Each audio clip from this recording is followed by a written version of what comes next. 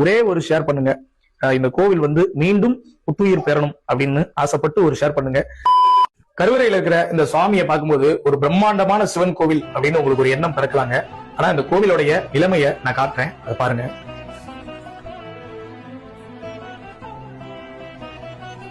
உள்ள அந்த கோவிலுக்குள்ள சுவாமி வந்து எவ்வளவு அழகா அந்த கருவறையை வந்து அலங்கரிச்சிருக்காங்க. ஆனா அந்த கோவிலுடைய நிலை இது மாதிரிதாங்க இருக்குது.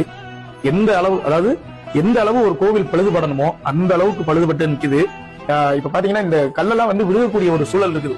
ஓரிரு இந்த தூண்கள் வந்து தாங்கி நிற்கக்கூடிய ஒரு நிலைமையில தான் இந்த கோவிலுடைய தற்போதைய நிலை வந்து இருக்குதுங்க. இது வந்து இங்க மட்டும் இல்ல, இந்த கோவிலுடைய சுற்றுச்சுவர், இந்த கோவிலுடைய இந்த வெளிப்புற சுவர், அப்புறம் பாத்தீங்கன்னா மேல இருக்கிற விமானம், இது எல்லாமே வந்து பழுதுபட்டு இருக்கக்கூடிய ஒரு சூழல்ல தான் இருக்குது. இந்த கோவில் எங்க இருக்கு அப்படின்னா தூத்துக்குடி மாவட்டம் கோவில்பட்டி வட்டம் கடம்பூர் அப்படின்ற கிராமத்துல பெருங்கருணீஸ்வரர் சிவாலயம், பெரிய பிராட்டியம்மன் இந்த சிவாலயத்தாங்க நீங்க பாத்துக்கிட்டு இருக்கிற இந்த சிவாலயம். ஒரே ஒரு ஷேர் பண்ணுங்க. இந்த கோவில் வந்து மீண்டும் புத்துயிர் பெறணும் அப்படின்னு ஆசைப்பட்டு ஒரு ஷேர் பண்ணுங்க.